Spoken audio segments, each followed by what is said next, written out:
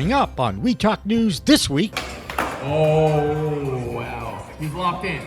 For 2024 is history, but it goes down as the biggest single day of sales in the legal states era.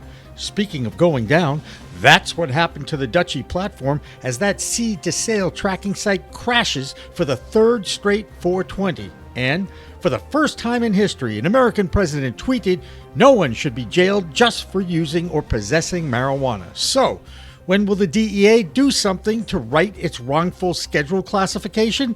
20 more members of Congress urge that federal agency to get something done soon. And New York State is ready to attack their illicit cannabis trade, arming law enforcement and giving state authorities the power to enforce new harsh rules. Plus, the Eastern Cherokee Nation sells the first legal weed in the state of North Carolina on their tribal land. And Maine Governor Janet Mills creates a system of sealing records for nonviolent cannabis offenders in her legal state, but it's still up to the victims to apply for that sealed record. All that and coast-to-coast cannabis news coverage on We Talk News with Alaina Pinto. Next! Music Studio. We are Pro Cannabis Media.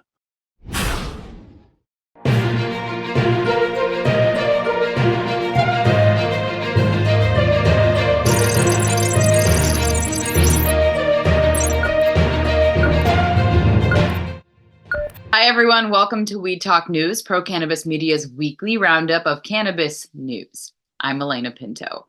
Well, for the first time since 2019, 420 actually fell on a Saturday, April 20th this year. Of course, that alignment of forces this past week set up a perfect storm for single-day records and state records. Massachusetts set a new record with over 8.6 million in sales on that date and now has passed the 8 billion mark since its launch in 2018. Other states saw 30 to 40% lifts in daily sales from coast to coast. Many sales records were broken, and despite the crash of Dutchie, an online tracking system used by thousands of dispensaries in multiple states. The sad thing about this is that on the busiest day of the year in the industry, some cannabis operators had to resort to handwritten tracking of sales transactions. Keep in mind that this is the third year in a row on 420 that Dutchie's tracking platform crashed. Needless to say, some customers and dispensary owners were really upset. According to Chris Ferrone's Talking Joints memo, Nathan Gerard, CEO and owner of Bloom Brothers in Pittsfield, Massachusetts, posted this on their LinkedIn page. Here's what they said. "Hey Dutchie, you are trash. 2 consecutive years, my business on its busiest day loses thousands and thousands of dollars because we can't appropriately process transactions, and you can't even have the decency to upgrade your infrastructure to satisfy your clients. This is my last straw with them, without a doubt," unquote. To which Dutchie responded with a statement from their CTO, Chris Ostrowski. He said, "Our systems powered over 2 million transactions, representing $165 million in retail commerce, a 50% increase from 2023 420. And while Dutchie and our partners prepared extensively for this year's 420, a group of customers local to a specific instance of our POS system experienced serious issues that impacted their ability to transact," unquote. So while Dutchie's crash is part of the 420 story this year, the president of the United States, Joe Biden, tweeted out this message right at 420 on 420. He said, "Sending people to prison just for possessing marijuana has upended too many lives and incarcerated people for conduct that many states no longer prohibit. It's time that we right these wrongs," unquote. Well, obviously, this is politically motivated during a presidential election year, but that didn't stop a group of senators and reps from Congress from sending out another letter urging the DEA to shift or get off the pot, or maybe they need to get on. The fallout in Virginia continues after the 420 Fest event was canceled 72 hours before it was scheduled to start. Joe Parsons has been right on top of this story in his Virginia connection. Here's Joe with the latest. I'm Joe Parsons from the Virginia Cannabis Connection, and this is your Virginia Cannabis Report from We Talk News. Virginia's Governor, Glenn Youngkin, has recently caught the attention of a National Democratic Party group, but not for good reasons. The Democratic Legislative Campaign Committee, or the DLCC, called out the governor and his, quote, harmful opposition to marijuana reform. The DLCC, which focuses on electing Democrats to state legislatures, said Youngkin continues to hold Virginia back and block progress made by Democrats in control of the legislature. The DLCC Communications Director, Abi Rahman, said this week in a statement, let's be blunt. Governor Youngkin is hindering economic opportunity and needed criminal justice reform in Virginia. Legalizing marijuana sales would diversify Virginia's economy and open new avenues for economic growth. Reducing the sentence time for petty marijuana offenses would also change the lives for hundreds of Virginians. Now, next up, I have an update on the Virginia 420 Festival. As reported last week, festival promoter Winston Marsden has been reluctant to speak with any journalist since the incident began. Well, this week, he reached out to me by phone and wants to tell his side of the story exclusively to Pro Cannabis Media. I'll be heading out to his home next weekend to get his input on what exactly caused the event to implode. Stay tuned for that report.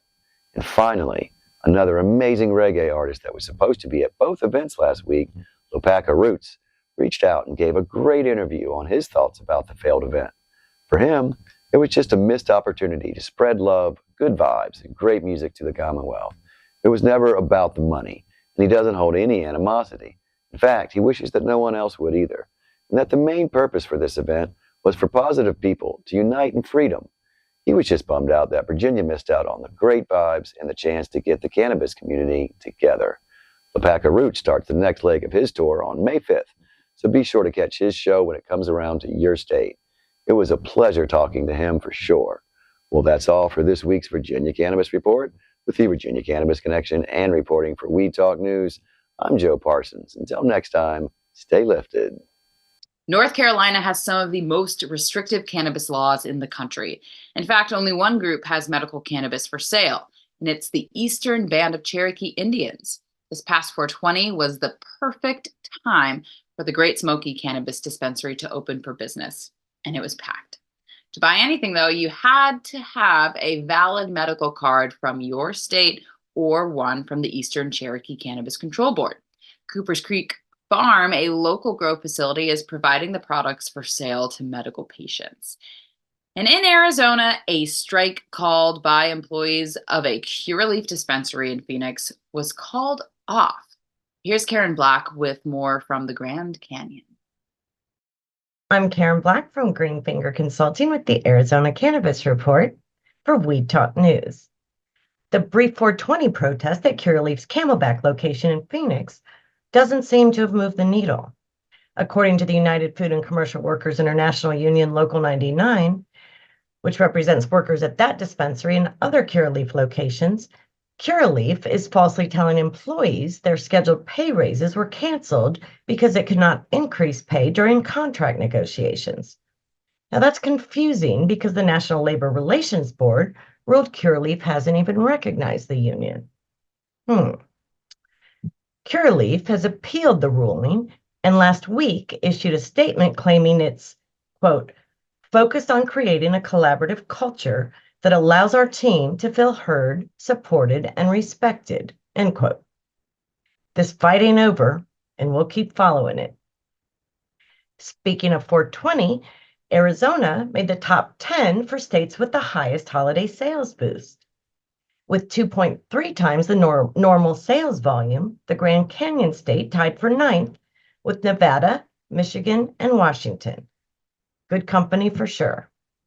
And speaking of labor, Arizona ranked 8th in the nation for the total number of cannabis jobs, nearly 21,000 of them, according to the 2024 Bank's Jobs Report. But that's down 4% from 2023. Now, there are at least 100 industry jobs open across the state right now, so it could be that positions are going unfilled rather than being cut. In business news, Phoenix-based Tilt Holdings filed its 2023 10K this week. You know you're in the cannabis industry when there are 30 pages of risk factors nearly half the document. TILT also announced its first quarter results call will be held May 15th, and its annual shareholders meeting will be June 11th. The full report and other details are on tiltholdings.com. Last but not least, Arizona cannabis executive Nate Lipton submitted a scathing op-ed to the Arizona Capital Times this week, calling the feds hypocritical if they don't reschedule cannabis.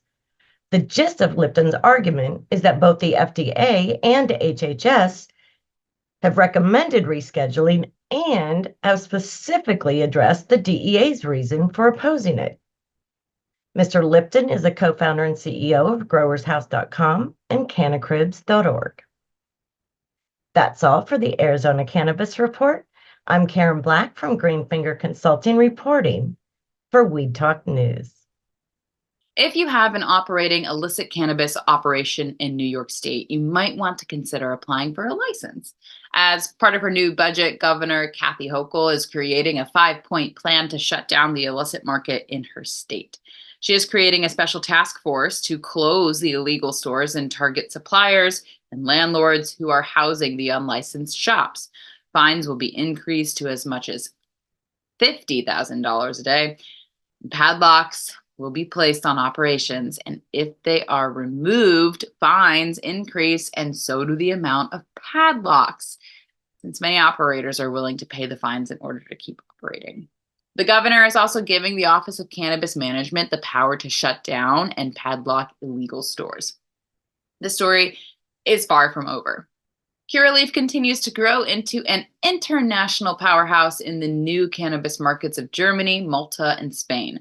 The publicly traded stock is also on the rise, and Doug Miller tells us more in his High on Wall Street report. I'm Doug Miller from High on Wall Street with this week's Cannabis Stock Report for Weed Talk News. SNDL announced it will release its first quarter 2024 financial results for the period ending March 31st, 2024, before the market opens on May 9th, 2024. Let's see how the stock chart looks prior to these financial results. It's trading around $2.01, and it is curling up and it's setting up the run. It looks like they have something going on, so watch for dips before it rips and trade smart. And that's this week's Cannabis Stock Report. Reporting for Weed Talk News, I'm Doug Miller. When we come back, we continue with our coast-to-coast state reports on cannabis markets, including a major concert and cannabis trade show that moves from Western Massachusetts to City Hall Plaza in Boston. The Terp Town Throwdown is on the move, and so are we. Don't go away.